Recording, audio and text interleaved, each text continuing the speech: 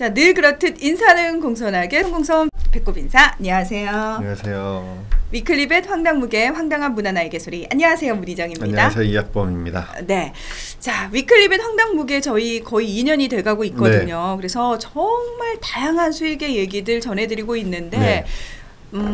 조금 제가 기간이 오래되다 보니까 저도 살짝 문제시 생각되는 부분들이 있어요. 수익의 내부에서. 근데 아마 제가 이 정도면은 수의사 선생님들은 이미 충분히 문제의식으로 느끼고 있는 부분들도 많을 것 같고요. 그리고 위클리벳을 통해서 좀 공론화돼야 되는 거 아니야 라고 생각하는 문제들도 있을 것 같아요. 네, 그렇습니다. 네. 제가 왜 이렇게 조금 겁을 들이냐 하면은 사실 수의계에서 가장 중요한 일을 앞두고 있거든요. 네, 맞습니다. 저희 위클리벳 시작하고 처음 있는 일인데요. 3년에 한 번씩 대한수의사 회장, 수의계의 수장이죠. 선거가 있는데 그 선거가 녹화날 기준으로 거의 2주 앞으로 다가왔습니다. 2주 앞에 잠깐만요. 네. 저 오늘 처음 들었는데 이거 되게 중요한 행사라고 제가 분명히 말씀드렸는데 저 처음 들었는데 3월 30일 날 선거가 있거든요. 설마 수의사 선생님들은 다 알고 계시겠죠? 아마 모르시는 분들도 있을 것 같아요. 이게 직선제면은 다 관심을 가질 텐데 간선제로 진행이 되고 심지어 아직 후보자 등록이 시작되지도 않았거든요. 예? 후보자 등록이 3월 15일부터 시작이에요. 저희가 지금 그 전에 녹화를 하고 있는데 그래서 아직 어떤 후보가 나왔는지도 확정이 안 됐기 때문에 관심이 아직 낮은 상황입니다.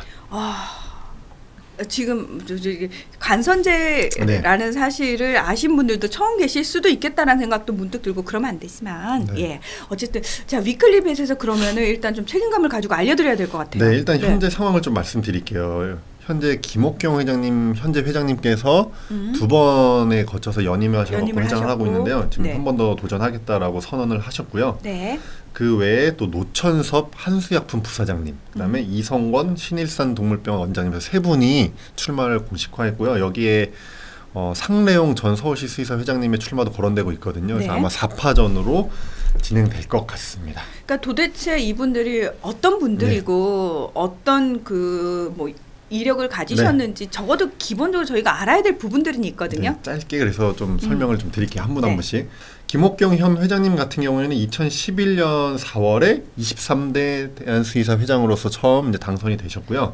3년간 회장직을 잘 수행하신 다음에 2014년에 제24대 회장에서 선거에서는 단독 후보로 해서 만장일치 추대되셨습니다. 이제 6년째 수의사 회장을 역임하셨는데요.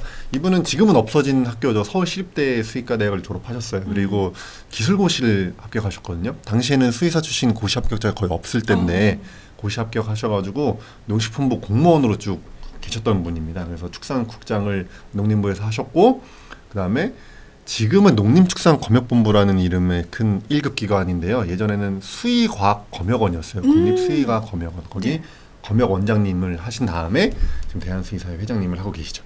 두 번째 후보는 이제 노천섭 한수약품 부사장님이에요. 이분은 이제 경상대학교 수의과대학 졸업하신 분인데 군인 출신입니다. 수의장교로 쭉 계시다가 대령으로서 이제 수의병과 수의장교들의 최고인 수의병과장으로 이제 전역을 하셨고요. 굉장히 독특한 이력을 가지셨네요. 네, 군인 출신이죠.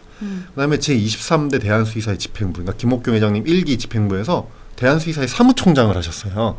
실제로 일선 업무를 하셨군요. 그렇죠. 그러니까 이분이 사실 군인 출신이기 때문에 수의계 업무를 모를 거다라는 거는 좀 말이 안 되는 게 대한수의사회 사무총장을 3년을 했기 때문에 수의계에 돌아가는 일은 잘 알고 계신 거죠. 세 번째로 나온 후보님은 이성권 신일산 동물병원 원장님인데요.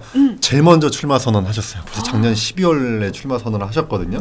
이분 서울대 수의대 출신이고 동물병원 이제 원장님이고 고양시 수의사 회장님을 역임하셨던 분인데요. 이 수의직 공무원을 살짝 경험을 해보셨어요. 경기도에서. 그래서 자기가 이제 반려동물 임상에 20년 이상 종사했지만 산업동물 분야와 수의직 공무원 분야에 대한 이해도도 있다. 이제 이런 말씀을 하셨고요. 그리고 또 한 분. 아직 공식적으로 출마를 선언하지 않았지만 출마가 거의 확실시 돼가고 있는 분이 또 있어요. 상래용 전 서울시 수의사 회장님인데요. 아직 출마를 공식 선언하지 않았지만 들리는 얘기로는 출마할 거다. 이런 얘기가 들리고 있고요. 이분은 건국대 수의대를 졸업했고요. 제18대 19대 서울시 수의사 회장을 역임하셨어요. 2002년부터 2007년까지. 그리고 지금 현재 동대문구에서 안암동물병원 원장님이거든요. 그러니까 이분도 임상가죠. 그래서 만약에 상래용 회장님까지 전 회장님까지 출마하게 되면 임상가 둘, 비임상가 둘 해서 이제 2대2로 4파전 양상으로 선거가 진행될 수 있겠죠.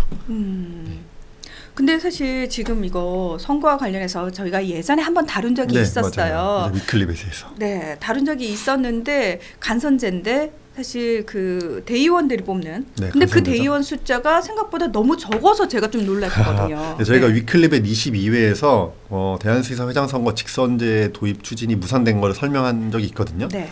그러면서 이제 회비 인상까지 필요하다 이런 얘기를 드렸는데 회비 인상은 확정이 됐어요. 그래서 올해부터 수의사 회비가 인상이 됐거든요.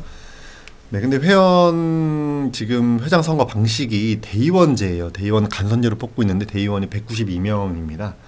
각 지부 수의사회, 지역 수의사회에서 선출한 대의원들이 이제 대표를 하는 거예요. 그래서 네. 수의사 회원 숫자 비율대로 경기도 수의사회가 회원이 제일 많거든요. 그래서 대의원 33명, 서울시 수의사회가 23명 이런 식으로 해가지고 192명이 구성돼서 이분들이 대한수의사회 총회가 열리면 대의원으로서 참석을 해서 투표를 하는 거죠. 그 대의원 투표긴 한데요. 대한수의사회 정관을 보면은 대의원의 과반수가 출석해야 총회가 이제 그 성립이 돼요. 그리고 총회의 의결 사항은 참석자의 또 과반 득표로 확정이 되거든요. 네. 그러니까 192명 중에 일단 절반이 와야 총회가 성립이 되고요. 그렇죠. 그 절반 참석한 분들 중에 또 절반의 득표를 얻어야 회장이 될 수 있는 거예요. 지금 네 분이 만약에 실제로 출마를 하게 된다면 과반 투표를 첫 투표에서 얻기가 어려울 수도 있거든요. 그러면 이제 결선 투표로 해서 2명을 놓고 결선 투표를 하게 될 수도 있죠. 네.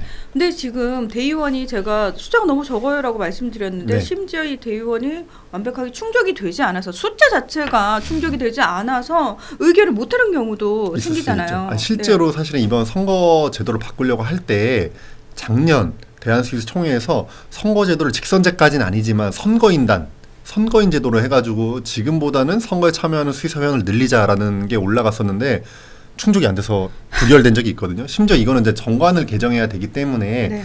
과반수 찬성이 아니라 3분의 2 참석이어야 돼요. 그 네. 찬성이어야 돼요. 그래서 이제 부결이 됐던 적이 있는데 사실은 올라가도 말씀하신 대로 부결이 될 수도 있죠. 근데 제가 그냥 밖에서 보기에도 사실 직선제를 요구하는 목소리가 굉장히 크거든요. 네. 근데 그런 상황에서 대의원들의 어떤 숫자가 충족이 되지 않아서 심지어 이거를 뭐 표결 붙이지도 못하는 상황, 부결이 되는 상황이 생겨버리니까 좀 대의원들에 그렇죠. 대한 불만도 또 생길 수 있다고요. 맞아요. 네. 실제로 이게 그 지금 선거인단 그 직선제로 도입하자는 그 과정을 좀 설명을 드려야 될 것 같은데요. 김옥경 회장님이 재임할 때 선거 제도에 대한 논의를 해보겠다라는 게 공약이었어요. 두 번째 도전하실 때. 네. 그래서 그 공약을 실현하셔서 선거 제도 개선 특별위원회를 구성해가지고 실제 회의를 거쳤어요. 그래서 어떤 선거 제도가 제일 좋냐.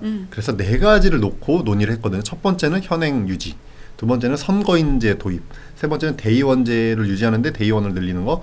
네 번째 이제 직선제 도입. 이 4가지를 놓고 치열하게 토론을 해서요. 이 특별위원회에서 마지막으로 결정한 게 2가지예요. 직선제로 가던가 아니면 선거인단대로 가던가. 선거인제는 지금 대의원이 192명인데 선거가 열리기 직전에 각 지부별로 선거인을 뽑는 거예요. 250명. 그래서 합쳐서 442명이 투표에 참가하는 방식이었거든요. 이 2가지를 놓고 대수 이사회에 올린 거예요. 그래서 이사회에서 의결을 비밀 투표를 통해서 의결을 했는데 그때 선거인 제도를 도입하자 그런 쪽으로 확정이 돼서 마지막으로 총회 인준을 거쳐야 되기 때문에 인준에 올렸는데 총회에서 이제 부결이 된 거죠. 그러니까요. 그래서 지금, 말씀하신 대로 총회에서 부결이 돼서 당시에 대의원들 도대체 뭐 하는 거냐. 직선제도 아니고 442명으로 늘리는 선거인제가 올라갔는데 그거를 3분의 2가 찬성을 못해서 부결시키냐라고 해서 불만이 좀 나오긴 했습니다. 그러니까 사실 수의사 숫자도 지금 많이 늘어났잖아요. 네. 그리고 저희가 늘 말씀드립니다만 수의사가 사회적으로 져야 할 책임과 역할이 좀 커졌단 말이죠. 기대치가 높아졌어요. 그렇다면은 기존에 하던 방식에서 좀 벗어나서 조금 더 진취적이고 발전적이고 생산적이고 오픈된 무언가가 필요한 상황인데 이 상황에서 대의원들한테 전적으로 모든 걸 걸고 있는 상황에서 좀 답답하다라고 생각하시는 분들도 많으실 것 같아요. 지금 오픈 얘기하셨는데 지금 사실 수의사회 회장 선거가 굉장히 오픈되지 않은 상태로 진행이 되고 있거든요. 공지사항도 잘 전달이 안 되고 대의원 선거다 보니까 회원들의 관심도 적은 면도 있고요. 또 하나 말씀드리고 넘어가야 되는 게 아까 선거제도 특별위원회가 구성돼서 이제 활동을 했잖아요. 근데 재미있는 게 선거제도를 개선하자고 이제 안을 냈는데 그것도 사실은 이번 선거가 아니라 2020년 선거부터 시행하는 거였습니다.